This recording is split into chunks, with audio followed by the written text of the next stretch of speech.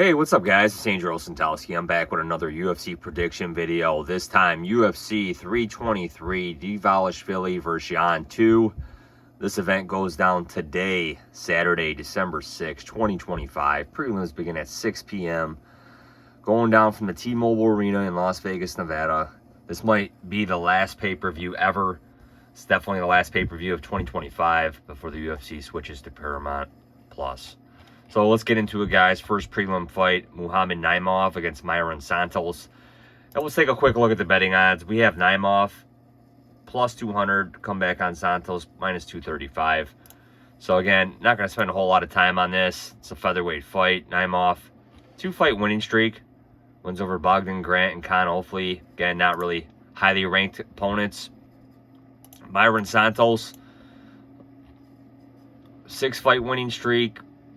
He was on The Ultimate Fighter, beat Cotton Ofli, beat Francis Marshall, beat Sodiq Yusuff, which is, a really good win to have. And he's going up against Naimov here.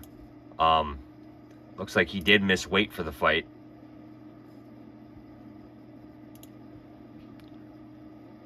Yeah, he weighed in at 147.5, so it's a catch weight fight. Not a good look, but I'm still going to side with him here. Mansour Abdul Malik against Antonio Tricoli. Antonio Tricoli, I don't know if he was dating Mackenzie Dern. He was dating one of them.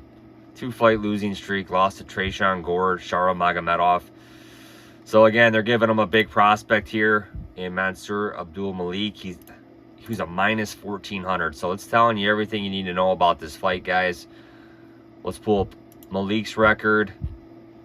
9-fight winning streak. The Cody Brundage fight was overturned. Beat Nick Klein. Beat Dusko Todorovic. I'm going to side with Mansour Abdul Malik here. Next up, Ibo Azalan against Ivo Barnowski. Ibo Azalan, I think he's on a 2-fight losing streak. 2 really bad losses, too. This year to Ian Cutelaba and Billy Elikana. So you don't really know what you're getting here, man. With Aslan, it could be a buy low spot on him. Ivo Baranowski, 15-fight winning streak, 6-0 professional record. He was on the Contender Series again. He's got a lot of quick finishes, a lot of round 1 finishes, so that is suspect too, man. If this gets outside of the first round, how's he going to look? I'm going to pick Baranowski here, but as far as a betting,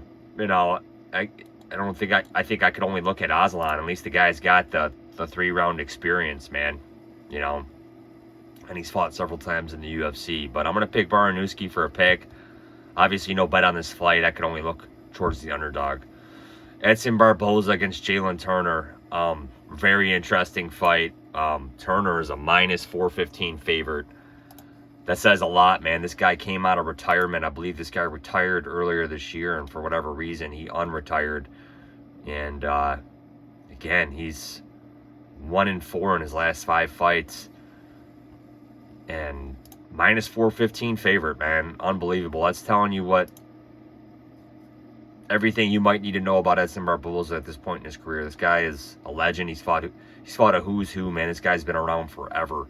2-fight losing streak. The title has always avoided him at featherweight and lightweight. Again, this is a lightweight fight. But again, he looked really bad against Close. I thought he had his moments. I mean, that Close looked shaky in spots. But Close clearly took that decision. Yeah, so again, I'm going to side with Turner here. I don't know how anybody can trust him as a minus 415 favorite, but I will be picking Turner. Bruno Ferreira against Marvin Vettori, and Ferreira missed weight. 2-fight winning streak. Good wins over Armin Petrosian, beat Jackson McVeigh. Let's see what he came in at as far as weight. He came in at 189. So he came in 3 pounds above the limit. Vettori badly needs a win. Vettori's a good fighter, man. Again, 3-fight losing streak. The fight was Delite was close. He lost that 5th round, so he lost the decision. Brendan Allen. We see how good Brendan Allen is. There was no shame in that. I think Vettori is going to pick up this win here. Again, minus 125. Almost like a steal, honestly.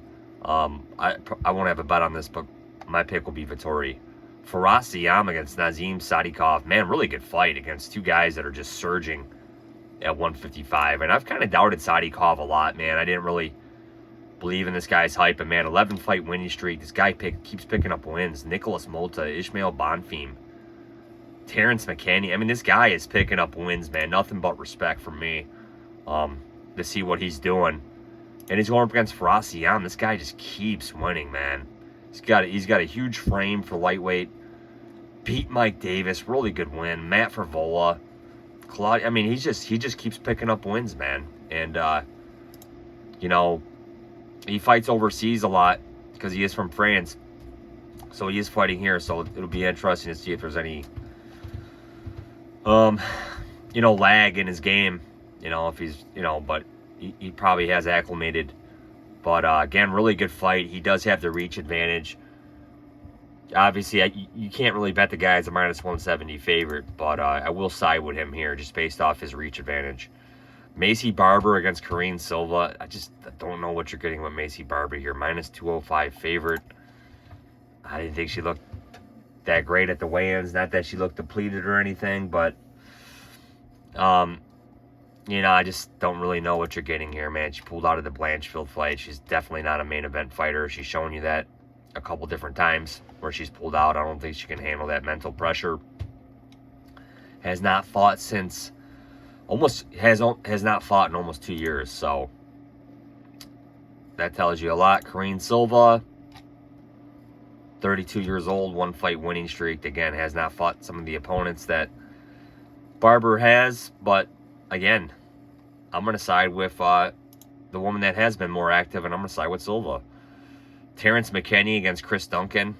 Man, what a fight, man. What a fight. 2-fight winning streak for McKinney.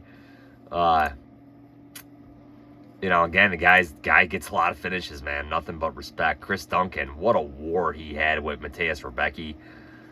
This guy has looked good, man. For a while, I thought he was on the verge of, you know, possibly getting cut. Well, I don't know why I said that. He's been winning, but I don't know. For a while, I thought maybe he wasn't going to be around the UFC, but man, this guy looks good. I'm going to stop doubting this guy. I think Duncan, if he survives that first round, he probably gets him out of there in round 2. Grant Dawson against Manuel Torres. Torres off a big win over Dober, I think. Yeah, knocked him out early. Again, he's looked good. He's looked good, man. Yeah, Grant Dawson's going to have to get this to the ground. But he's a really good wrestler, man. He's just going to lay on him. I'm going to side with Grant Dawson, but man, if it's on the feet for any amount of time, Dawson has a suspect chin. Watch out, but I will pick Dawson. Moving up to the main card, Bogdan Guskov against Jan Blachowicz. I mean, I do think Blachowicz' frame looks a little different, man. I just think that's because of age. You just don't see as much muscle mass. I was noticing at the weigh-ins. But, I mean, comparing between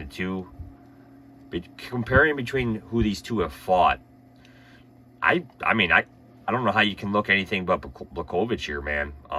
If you're looking at Guskov, you're betting on height, man. This guy is purely a stand-up fighter, in my opinion. And I think he's taking advantage of some really, opponents that just, they're not, opponents that haven't been looking that good as of late. Blachowicz, he's fought a who's who, man. Arguably beat Olberg, which is tough to do. Lost to Pereira in a split decision.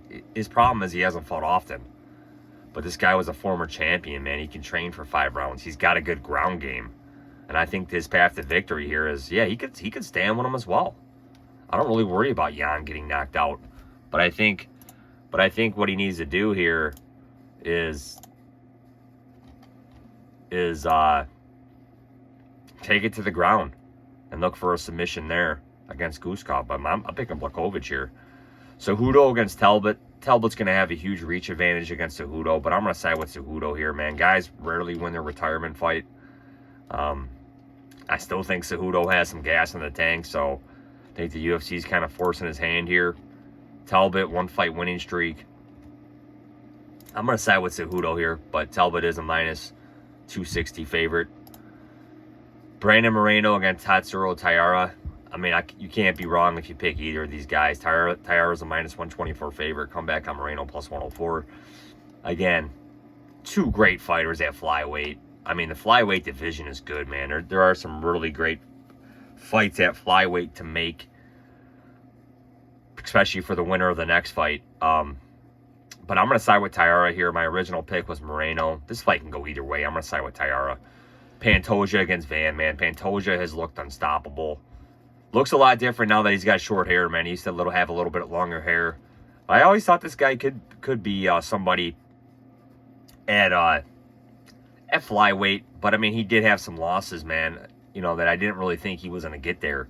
He lost to Figueiredo, you know, back in 2019, the summer of 2019. And, you know, he lost to Askar Askarov, who's no longer with the UFC. So there was a couple times where he just didn't really think he was going to get to that level. And, you know, and then he slowly got his way to a title shot against Moreno, you know, in a couple years ago. So he's held that belt for almost 2.5 years. He's defended it 4 times, you know, against 4 different opponents, you know, and again, I think Usyk took him to the closest decision out of the bunch. Kara France and Asakura are more known for their stand-up. But again, Pantoja's done what he's supposed to do. He's 35 years old, 68-inch reach. He's going up against Joshua Van, you know, and I think the real thing about Van here that you really got to like about this guy is, hold on, trying to get this back up.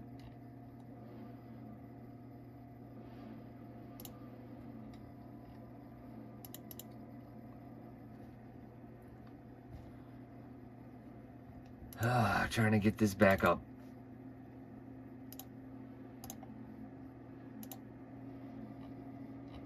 I think the thing you got to like about Joshua Van here, man, is his confidence, man. He does not seem fazed by the moment. 24 years old, so 5-fight winning streak, 65-inch reach, or the same height. He's got a slight reach disadvantage. But you know what I find is that I don't think Van is going to be worried about getting taken down. He just doesn't seem worried about anything in this fight, man. And I like that. I like that confidence that he is exhibiting, you know. So 5-fight winning streak. He did get knocked out to Charles Johnson, man, but that's his one hiccup in the UFC. 5-fight winning streak. Edgar Charas, Cody Durden, Rai Sarakula, Bruno Silva, Brandon Royval. The Royval fight was an absolute war. He took damage. He gave a lot of damage. This guy's shown he can go volume. I don't think cardio is going to be an issue here. It's really what is his submission defense. So let's look at the tail of this. Let's look at how they both compare. So 35 years old to 24. 11-year age gap.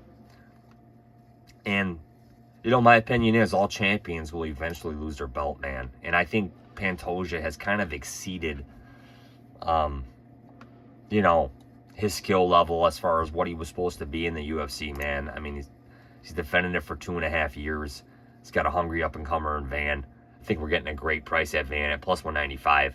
Again, he doesn't have the experience as Pantoja, but he has fought a lot of times in the UFC. I don't really think the moment's too big for him. It's just, can he stay off his back? Because Van is gonna, I think Van can really hurt Pantoja on the feet. I don't think Pantoja can hurt Van. And I think Van can just, you know, I think that's the difference between his opponents. These other opponents aren't really known for hurting their guys on the feet. The Morenos, stuff like that. I just think Van's going to keep getting up, defend the takedowns. Obviously, I worry about the submission. But I think Van can really just pressure Pantoja, where Pantoja is used to doing the pressure. And I think Van might catch him or just win on the cards. But I'm going to pick with Joshua Van in new. Main event, Merab Dvalishvili against Peter Yan. Again, I understand why they're giving the fight to Yan. These guys fought 2.5 years ago. It wasn't close. Merab was a big underdog in that fight.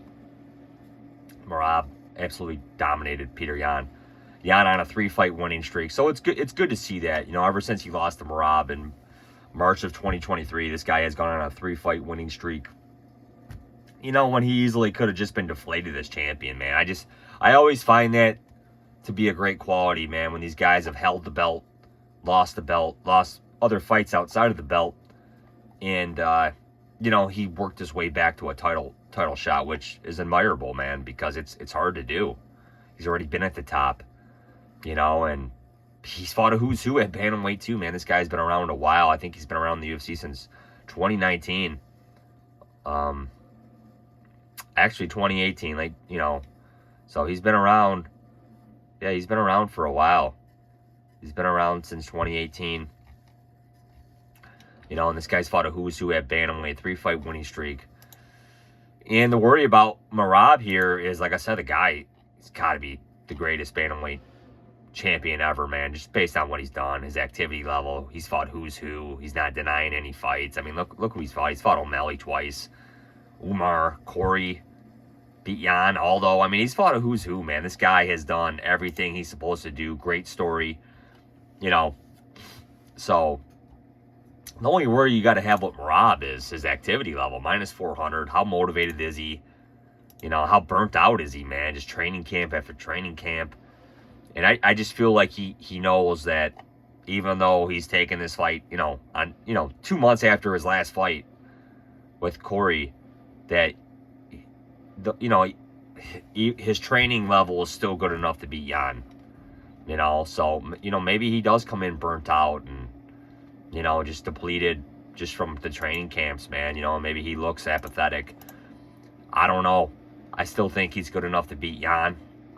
You know, I could see Jan making this a closer fight than what it was, but I don't really see anybody putting Merab out, man.